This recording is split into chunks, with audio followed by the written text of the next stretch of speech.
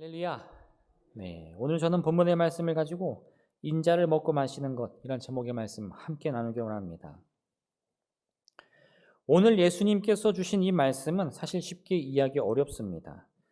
지금까지 예수님이 해주신 여러 가지 말씀들은 잘 모르는 사람들도 그 말씀을 들으면 다 그 권세 있음에 놀라며 감복할 정도였는데 오늘 이 말씀은요, 아무리 마음을 열고 귀를 열어보아도요, 예수님이 도대체 뭘 원하시나 이렇게 생각이 들 정도로 쉽게 이해하기가 어려운 거예요.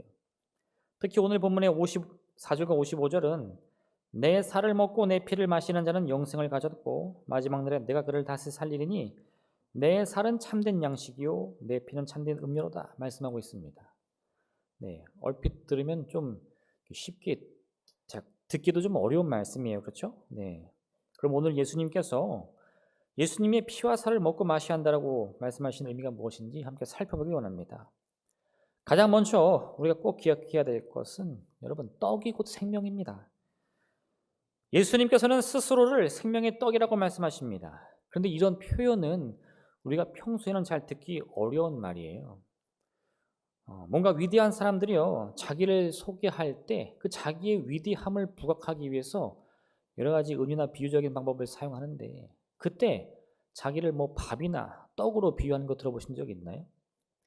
이스라엘 사람들이 자신들을 밥이라고 했을 때는요, 그건 자기들의 영광을 나타내기 위함이 아니라 우린 이제 죽었다 이렇게 표현할 때 우린 이제 밥이다 이렇게 얘기를 한 거거든요. 일반적으로 이집트를 다스렸던 이 애굽의 왕 바로는 자기를 태양이라고 비유한 걸로 알려져 있습니다. 자기가 태양이라는 거예요. 그래서 지금은 인간의 모습을 하고 있지만 죽으면 저 활활 타오르는 태양이 돼서 저 위에서 끊임없이 영원히 애굽 백성들을 다스리겠다는 겁니다. 또 로마의 최초의 황제로 알려졌던 옥타비우스는 자기를 제1의 시민이라고 소개를 했어요. 이거는 굉장히 자기를 낮추려고 일부러 표현한 건데 왜 그랬느냐? 당시 로마인들은 이 황제에 대한 아주 뿌리 깊은 반감이 있었는데 옥타비우스는 황제의 자리를 노렸습니다. 그래서 나는 너희들의 황제다 이렇게 말한 게 아니라 나는 너희들과 같은 시민이다 하면서 결국은 그 황제의 자리에 오르거든요. 결국 세상에서 사람들이 이렇게 비유의 표현을 사용하는 목적은 단 한 가지입니다. 자기 자신의 특별함을 선포하기 위함인 거죠. 내가 얼마나 잘났는지, 내가 얼마나 위대한지 그거를 뭐 태양이 되든 아니면 시민 중 하나라고 표현을 하든 그 뚜렷한 목적을 가지고 표현하는 거예요. 사실 오늘 예수님도요, 예수님의 특별함을 표현하기 원했습니다. 어떤 특별함인가요? 예수님이야말로 하나님의 아들, 참된 메시아 그리스도라는 거예요. 근데 그러면서 뭐라고 말씀하시냐? 나는 생명의 떡이다. 네. 근데 여러분, 생각해 보면 이 우리나라 사람도요, 이 떡, 이거 우리나라 말로 하면 밥이라고 할 수 있는데 이 밥 무지하게 좋아합니다. 우리가 인생을 살 때 그 살아가는 과정을 이렇게 표현하기도 해요. 나는 밥심으로 살아. 많이 들어보셨죠? 네. 우리가 삶을 살아가는 게 다른 게 아니라는 거예요. 밥심으로 산다는 겁니다. 또 우리나라 사람들이요, 사람 만날 때는 뭐라고 인사하죠? 너 밥은 먹었니? 이렇게 인사를 해요. 그리고 한참 시간을 보내다가 헤어질 때는 뭐라 그래요? 다음에 또 만나서 밥 한번 먹자 이렇게 얘기를 하는 거죠. 가족이나 친구의 안부를 물을 때요, 너 밥은 잘 먹고 다니냐 물어봅니다. 또 누가 나를 좀 이렇게 못 살게 굴어. 그래서 그 사람을 참 보고 싶지 않을 때 뭐라고 표현하죠? 아우, 그 사람 참 밥맛 없어. 네. 그리고요, 자기 인생의 미래를 걱정하는 우리 청년들, 학생들은요, 선생님, 저 밥은 잘 먹고 다닐까요? 제 인생 가운데 밥을 먹을 수는 있을까요? 이렇게 표현을 하기도 합니다. 몸이 아플 때는요, 너 몸이 왜 그러게, 얼굴이 왜 그렇게 보여? 나 입맛이 너무 없어. 이렇게 얘기를 하죠. 우리나라 속담엔 또 이 밥과 연관된 거 참 많습니다. 먹고 죽은 귀신이 때깔도 곱다. 밥 먹을 때는 개도 안 건드린다. 다 된 밥에 재 뿌린다. 다 밥이 나옵니다. 이처럼 우리의 일상이라는 것은요, 사실 이 밥과 굉장히 밀접하게 연관되어 있습니다. 오늘 아침에 일어나고 생각하고 고민하고 행동하는 것 다 뭐를 위한 거죠? 네, 먹고 살기 위한 겁니다. 우리 인생에서요, 먹고 마시는 일보다 더 중요한 건 사실 없어요. 왜 그런 줄 아세요? 아무리 그 인생을 성공적으로 이끈다 할지라도 먹지 못하면 살 수 없습니다. 마시지 못하면 그 생명 유지할 수 없어요.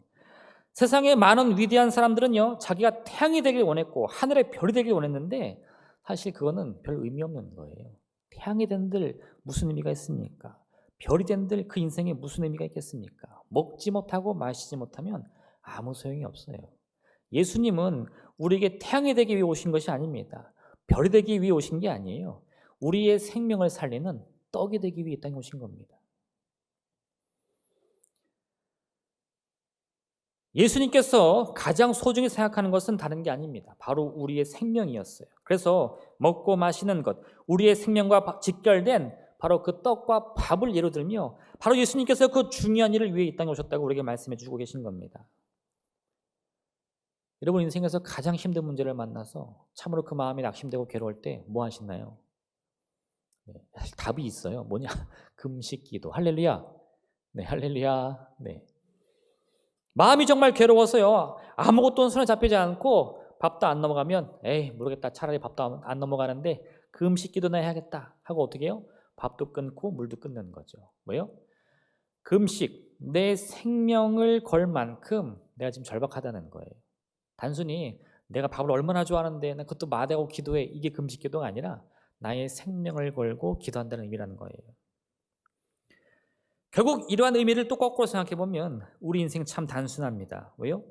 우리가 바라고 꿈꾸는 소망, 그 궁극적인 모습은 뭐냐? 별거 없습니다. 잘 먹는 거예요. 잘 먹는 거, 그 인생이야말로 우리의 참된 목표여야 할 줄로 믿습니다. 먹는 문제를요 너무 가볍게 생각하면 안 돼요. 물론 여러분은 안 그러시겠지만 이 먹고 마시는 일은 그저 그렇고 그런 인생이라는 의미가 아니고 우리 삶 그 자체를 의미합니다. 훌륭한 사람 될 수 있습니다. 멋진 사람 될 수 있어요. 많은 사람을 위한 아름다운 인생도 살 수 있습니다. 근데 그 모든 인생이 가능하기 위해서는요 가장 먼저 이 먹고 사는 문제가 해결돼야 한다는 거죠. 그것이 해결되지 않으면 그 꿈이 아무리 크고 아무리 아름답다 할지라도 제대로 펴보지도 못하고 그 인생 넘어질 수밖에 없는 겁니다. 그래서 예수님은요 우리에게 뭐라고 말씀하시느냐, 우리의 인생이 얼마나 낮고 차는 것인가를 설명하기 위함이 아니라 우리의 생명, 그것을 지키기 위해 예수님을 생명의 떡으로 우리에게 소개하고 계신다는 겁니다. 그럼 이제 우리는 뭘 하면 되죠? 우리에게 생명의 떡으로 오신 그 예수님을 먹고 마시면 된다는 거죠. 이스라엘 백성들이 광야 생활을 할 동안요 하나님께서는 하늘의 만나로 그들을 먹여주셨습니다. 근데 문제는요 그 하늘의 만나를 먹는 동안에도 이스라엘 백성들의 마음속에는 끊임없는 불평과 원망이 있었어요. 고기가 먹고 싶어요. 뭐가 하고 싶어요. 저기 하고 싶어요. 많은 욕구가 있었습니다. 그들은 이 광야 40년 동안 사실 그 욕구를 매번 다 충족받을 수는 없었어요. 그런데 그들이 이 마지막 가나안 땅에 들어오면서 지난 40년간의 인생을 되돌아보니 그때만큼 감격스럽고 기뻤던 적이 없었다는 거예요. 왜 그랬을까요? 먹고 사는 문제가 해결됐기 때문입니다. 이 하늘의 만나라는 것은요 그저 하나님이 생명의 유지를 위해 주신 최소한의 응답이다 라고 볼 것이 아니고 이스라엘 백성들이 광야 생활을 하는 동안 하나님께서 그들에게 충분한 은혜로 만나주셨다는 것을 상징하고 있다는 거예요. 인생이 먹는 거니? 물론 그렇진 않죠. 우리 인생을 먹는 것으로만 표현할 수는 없습니다. 먹는 문제만이 우리 인생의 전부일 수는 없어요. 그러나 전부는 아니지만 가장 중요하다는 거예요. 이 먹는 문제가 우리 인생의 핵심이어야 한다는 겁니다. 물론 이 하늘의 만나는요 그대로 온전한 기적은 아니었습니다. 왜냐? 그것은 일종의 미완성의 기적이었는데 하늘의 만나를 먹은 사람들은 사실 그 인생의 해가 닿았을 때 그 생명이 끝나 다 흙으로 돌아갔습니다. 근데 이제 예수님께서는 그 하늘의 만나를 예로 들으시면서 나는 완전한 만나, 생명, 하늘로부터 내려온 생명의 떡이다 말씀하십니다. 그래서 하늘의 만나를 먹고 광야 40년 세월을 견딘 이스라엘 백성들처럼 예수 그리스도를 먹고 마시는 사람, 그 생명의 떡을 마시는 사람은 영원까지 예수님과 함께 한다고 말씀해 주고 계신다는 거죠. 우리에게서 이 생명의 문제는 그 무엇보다 중요한 겁니다. 그리고 그 생명의 문제는요 오직 예수님과 함께 할 때 해결될 수 있는 문제라는 거예요. 우리가 꿈꾸는 이 원대한 인생의 소망과 꿈들, 사실 대부분들은요 생명의 문제와 직결되지 않습니다. 우리는 주어진 생명을 그대로 전제하고 그 너머의 일만을 바라봐요. 근데 오늘 예수님께서는 우리의 그와 같은 인생 가운데 본질, 이 생명의 문제를 다시 한번 돌아보며 그 문제를 인도하고 주관하고 해결할 수 있는 생명의 떡 대신 예수님을 바라보라고 말씀하고 계신다는 겁니다. 또 한 가지, 그 놀라운 생명이 뭐와 연관되어 있느냐? 밥. 네. 우리가 매일 먹는 그 밥과 연관되어 있다는 거죠. 하나님의 기적이라는 것은요, 생각만큼 멀리 있는 것이 아닙니다. 우리가 이 인생 살다가 꼭 이 홍해가 갈라지듯 놀라운 기적을 체험해야 하나님의 응답받았다 고백할 수 있는 게 아니에요. 너무나 사소한 것처럼 보이는 우리의 일상생활 속에서도 우리는 충분히 하나님의 손길, 그 놀라운 기적을 체험할 수 있고 고백할 수 있습니다. 시편 128편은 이런 고백을 하는데, 여호와를 경외하며 그의 길을 걷는 자마다 복이 있도다. 내가 내 손이 수고한 대로 먹을 것이라. 내가 복되고 형통하리로다. 내 집 안방에 있는 내 아내는 결실한 포도나무 같으며 내 식탁에 둘러앉은 자식들은 어린 감람나무 같으리로다. 여호와를 경외하는 자는 이같이 복을 얻으리로다. 아멘.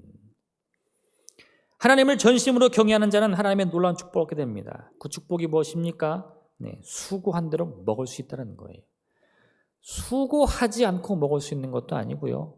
조금 수고해도 많이 먹을 수 있는 것도 아니고요. 하나님 우리에게 주신 축복이 뭐냐? 내가 수고하면 그대로 먹을 수 있다는 겁니다. 또 하나, 내가 매일같이 아침마다 눈을 뜨면 마주치는 내 남편, 내 아내, 또 내 자식들, 그들이야말로 하나님 허락하신 풍성한 축복이라는 거예요. 우리 모두는 매일같이 이와 같은 일상의 축복들을 누리고 있습니다. 하나님께서 허락해 주셨기 때문인 거죠.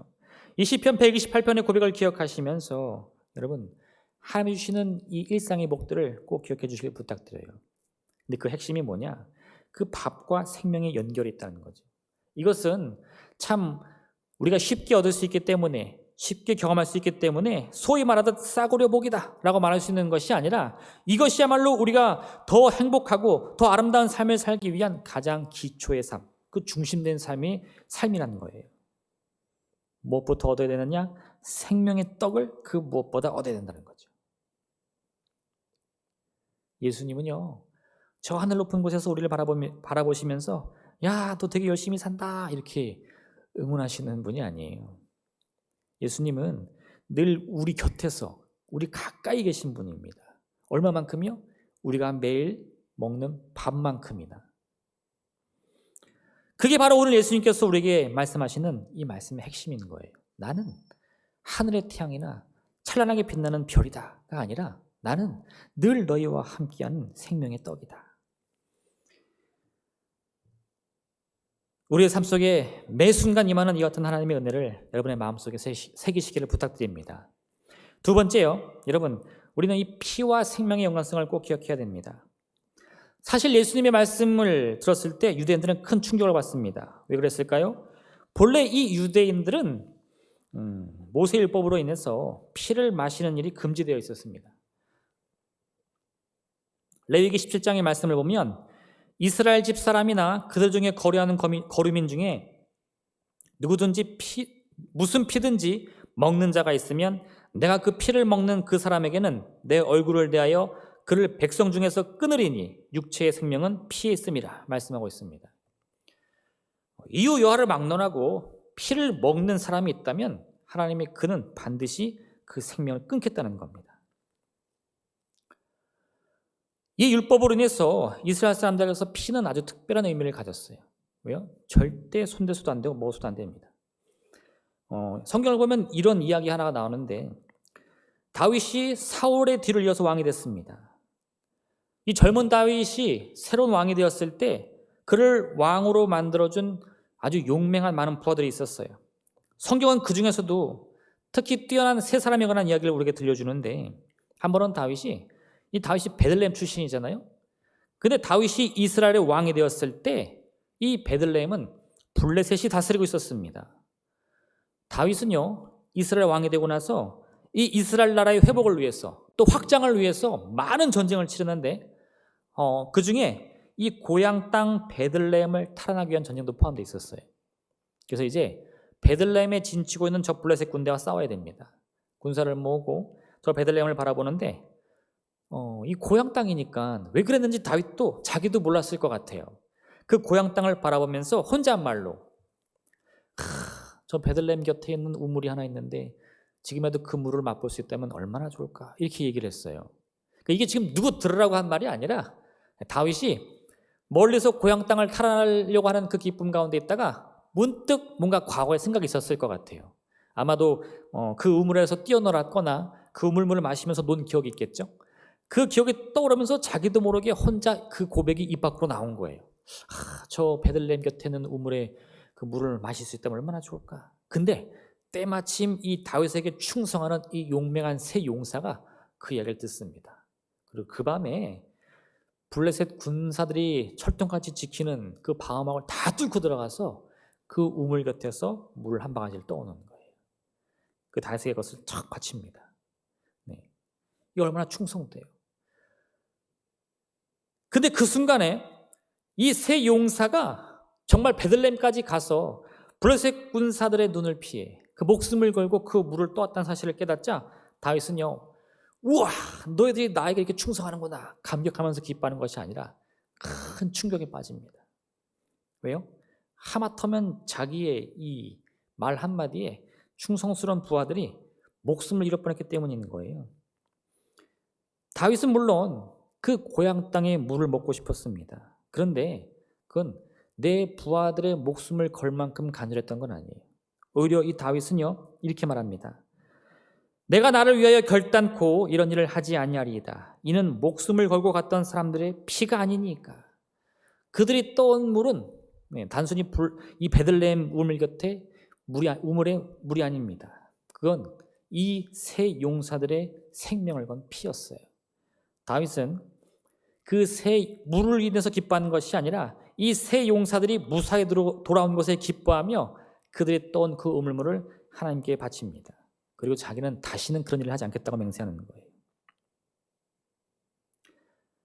다윗이 말한 그 피는 곧 그 용사들의 생명이었어요. 다윗은 자신이 원하는 바를 얻기 위해서 부하들의 생명을 위험에 빠뜨리는 일을 다시는 행하지 않겠다고 맹세합니다. 이 이야기를 통해 보건대 당시 이스라엘에서 이 피는 누구에나 아주 특별한 의미가 있었습니다. 왜요? 그건 생명이었으니까.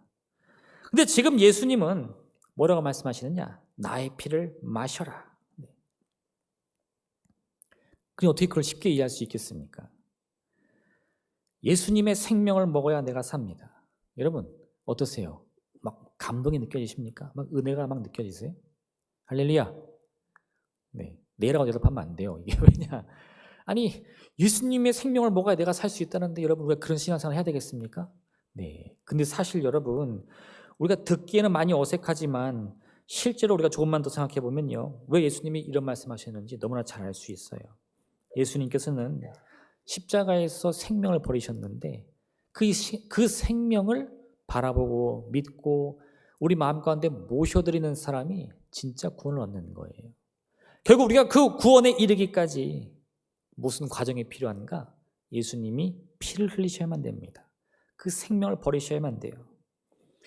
예수님의 피, 곧 그 생명을 의지하는 자만 구원의 은총을 누리게 될 것입니다. 예수님께서 우리에게 생명이 떡이 되시는 이유가 바로 여기 있는 거예요. 물론 우리는 이 베드로와 같이 예수님 그리 마옵소서, 그런 일이 일어나서는 결코 안 됩니다 라고 충정된 마음으로 고백하고 싶겠지만 그건 하나님의 뜻이 아니에요. 오히려 하나님이 우리에게 바라시는 것은 지금 이 예수님께서 말씀하시는 대로 예수님의 살과 피, 그 생명을 우리 안에 받아들여야 됩니다. 그걸 위해 예수님께서 모든 물과 피를 다 흘리시며 고난당하실지라도 그 일 가운데 우리가 나가야 된다는 거예요. 피의 섭취를 금지하고 있는 레위기의 후반 말씀은 이렇게 말씀하고 있습니다. 내가 이 피를 너희에게 주어 제단에 뿌려 너희의 생명을 위하여 속죄하게 하였나니 생명이 피에 있으므로 피가 죄를 속하느니라. 피는 생명이기 때문에 먹어서는 안 됩니다. 근데 이렇게만 이해하면 이 레위기 말씀을 절반만 이해하는 것밖에 안 돼요. 이 레위기 말씀의 후반부를 보면 그 피는 생명이기 때문에 제단에 뿌려서 속죄가 되는 능력을 나타냅니다. 우리가 먹을 수는 없지만 그 피는 중요해요. 그거는 그냥 각을 떠서 버리는 피가 아니라 그 피를 모아 제단에 뿌려 우리가 가지고 있는 이 모든 죄와 허물을 용서받는 데 사용이 되는 겁니다. 우리가 제물의 피를 소중히 여겨야 하는 이유는요, 그 제물의 피는 곧 생명이기 때문입니다. 우리가 아무리 전심을 다해 준비한 제물이라 할지라도 사실 그 본래 제물의 주인은 하나님이세요. 내가 참으로 오랜 세월 애지중지 키운 아름다운 송아지를 준비해서 하나님께 드렸을 때 나의 그 정성으로 인해 감격을 하면 그거는 이 제사의 본질을 잘 모르는 겁니다. 그때 감격스러운 이유는 무엇이냐? 하나님이 내게 그 아름다운 제물을 허락하실 정도로 나를 사랑하시고 복 주셨다는 사실을 깨달았기 때문이라는 거예요. 내가 지금 나의 제물을 하나님께 드리지만 본래 그 제물은 원래 누구 거예요? 하나님 거죠. 근데 그 하나님의 은혜가 나와 함께하고 있기 때문에 내가 그 제물을 드릴 때 각을 떠 그 피를 먹지 않으므로 생명의 소유권이 내게 없다는 사실을 하나님께 증명해내는 거예요. 내가 드리는 제물인데 내 마음대로 할 수 없습니다. 내가 드리고 싶은 대로 드릴 수 없어요. 하나님의 말씀에 따라서 그 복잡한 과정 하나하나를 다 지켜야 됩니다. 왜요? 사실은 그 제물이 내게 아니기 때문에. 우리는 하나님을 돕는다라는 개념으로 제물을 드리는 것이 아닙니다. 하나님 이거 받아서 좋으시죠? 이런 개념이 아니라는 거예요. 우리가 드리는 것은 본래 다 하나님의 것인데 우리는 이 제물을 주님께 드림으로 말미암아 지금껏 내가 가지고 있던 내 소유, 내 물질, 내 시간, 내 인생, 내 생명 그 모든 것이 사실은 하나님의 것인 걸 내가 잊지 않았습니다라는 믿음의 고백으로 제물을 드리는 거죠. 피를 먹지 않는다는 것은 곧 이와 같은 신앙 고백과도 같은 겁니다. 단순히 그건 생명이야. 그러니 손대지 마, 먹지 마 하면 절반만 아는 거죠. 한 걸음 더 나아가서 우리는 하나님께서 그와 같이 말씀하신 그 말씀의 본질, 그 의미도 함께 깨달아야 돼요. 아, 이 모든 게 하나님의 것이구나.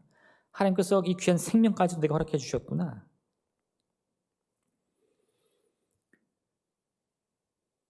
그러므로 이스라엘 사람들은 하나님 앞에 나와 이 제사를 드릴 때마다 그 제물의 각을 뜰 때마다 아주 세심한 주의를 기울여야 했습니다. 율법의 조항에 맞춰서 하나하나 준비된 자세로 그 제물을 다루어야만 했어요. 이 과정에서 피를 먹지 않기 위해서 제물의 피를 쏟아내는 과정도 다 포함되어 있습니다. 이 복잡한 과정을 지낼 때 제물을 준비한 사람은 그 생명이, 그 제물의 생명이, 그 소유권이 내 것이 아님을 계속해서 상기하며 깨달아야 했던 겁니다. 물론 이와 같은 구약의 제사는 어느 순간 한계에 이르고 맙니다. 왜 그랬을까요? 하나님만 바라고 의지했던 이 구약의 제사가 점점 환경이 변하면서 사람들은 이제 하나님의 소유권을 고백하기 위해서 하나님의 은혜를 깨닫기 위해서 제사를 드리는 게 아니라 자신의 소망을 이루기 위해 일종의 통과 의례로 이 제사를 드립니다. 뭐예요? 목표를 세우고 그 목표를 이루려고 하는데 하나님이 좀 도와줬으면 좋겠는 거예요. 내 힘이 좀 되어줬으면 좋겠는 거예요. 그럼 어떻게 해요? 제사 드리는 거예요. 나 좀 잘 봐달라고.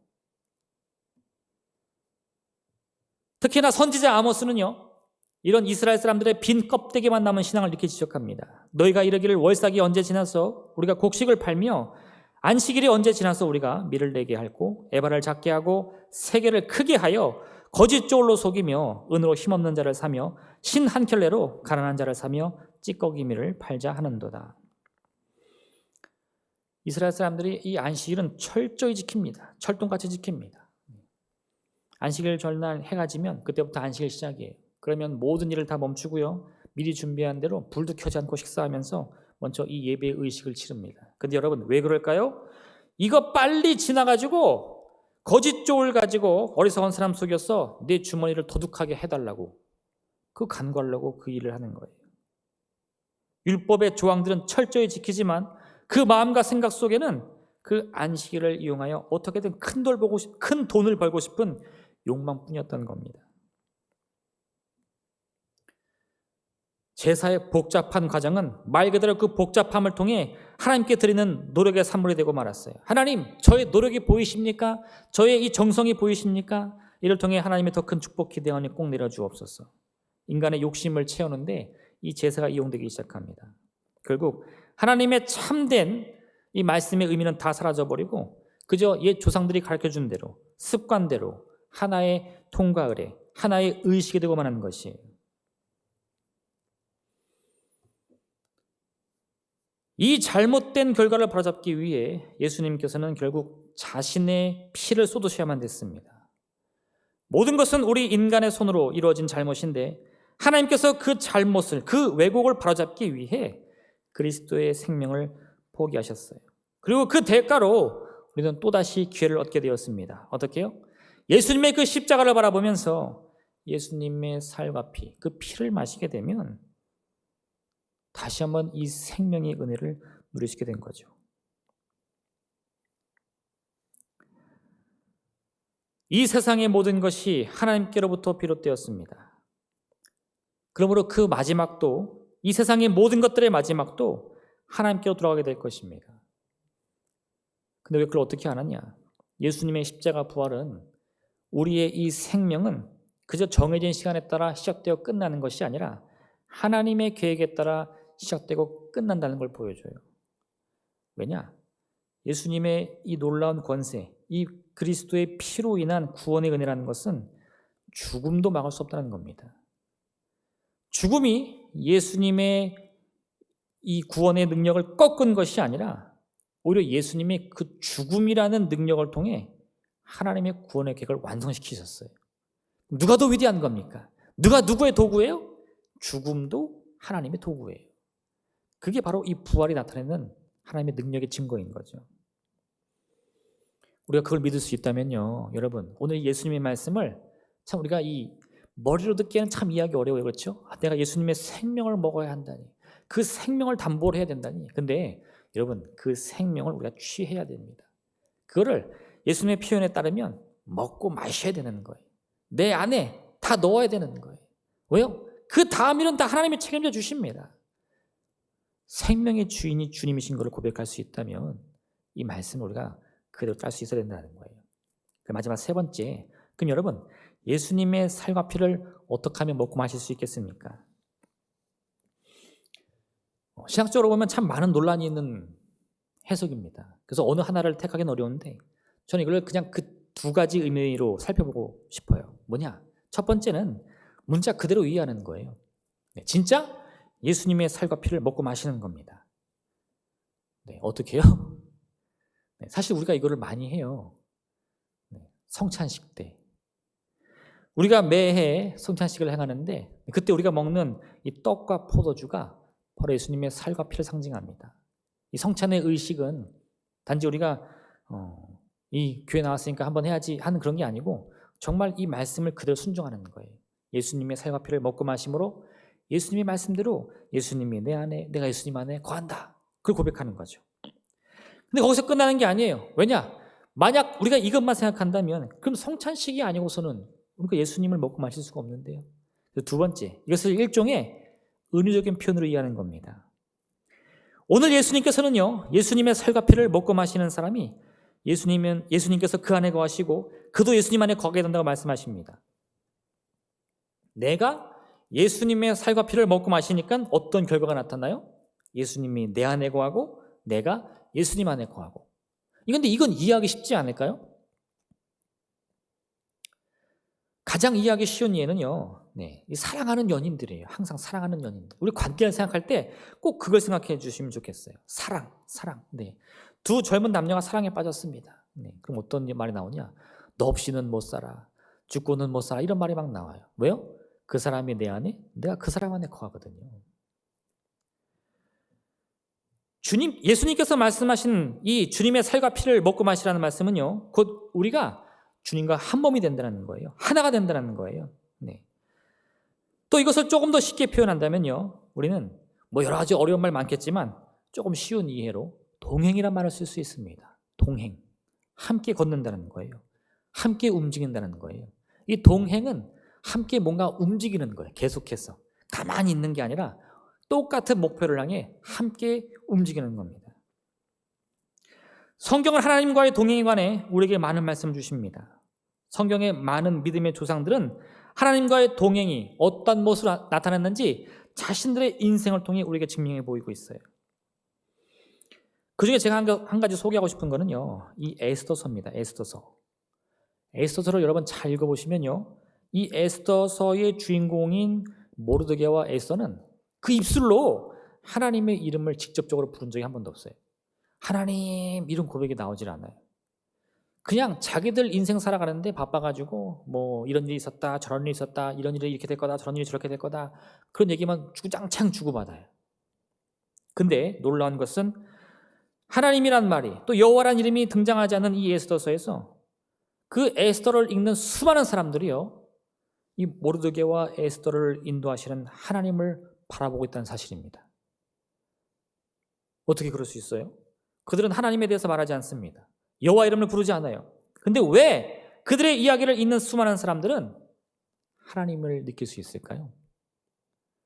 하나님이 그들과 함께 동행하기 때문에. 늘 함께하고 있으니까 굳이 소개하지 않아도 돼요. 굳이 말하지 않아도 돼요. 자기 나 사랑해. 꼭 말로 해야 하니. 네. 할렐루야. 네. 동행은 바로 그런 거예요. 뭔가 자명한 증거가 있어서 알 수 있는 것이 아니라 보이지 않고 들리지 않아도 느낄 수 있습니다. 하나님이 나와 함께 하신다는 사실은 너무나 자명해서 굳이 내 입술로 표현하지 않아도 나는 알 수 있어요. 그게 바로 하나님과 동행한다는 것의 진짜 의미입니다. 우리가 하나님과 동행할 때 하나님의 존재나 행하심은 당장 우리는 안 보일 수 있습니다. 아무리 우리가 귀를 기울여봐도요, 하나님의 음성이 안 들릴 수 있어요. 그런데 보이지 않는다고 해서, 들리지 않는다고 해서 하나님이 안 계신 게 아니에요. 여전히 그분 나와 함께 하십니다. 그게 뭐다? 참된 동행의 의미인 거죠. 모르드게와 에스더는요, 하나님의 동행하심을 굳게 믿었습니다. 이미 나라 다 잃어버리고 남의 이방 나라에서 이방인으로 살아가는 인생이지만 그럼에도 불구하고 그들은요, 하나님이 자신들과 함께 한다고 굳게 믿었어요. 그 믿음으로 인해서 그들은 비록 자신들의 입술로 하나님의 이름을 직접 부르진 않지만 그들의 삶을 바라보는 사람들은 누구나 하나님이 저들과 함께 하는구나, 저들은 하나님과 동행하는 사람이구나, 그걸 알 수 있다는 거죠. 오늘 예수님께서는요, 우리를 향해 예수님의 살과 피를 먹고 마셔야 한다고 말씀합니다. 우리가 그같이 예수님의 살과 피를 먹고 마실 때 우리 인생 가운데 이 동행의 역사가 일어날 줄로 믿습니다. 동행의 역사. 네, 주님이 내 안에 계세요. 나는 주님 안에 있어요. 그러니 지금 내가 어디 있는지 헤매지 않아도 됩니다. 하나님, 당신 어디 있습니까? 응답이 무엇입니까? 이 조급해하지 않아도 돼요. 왜? 그분은 이미 내 안에 계시니까.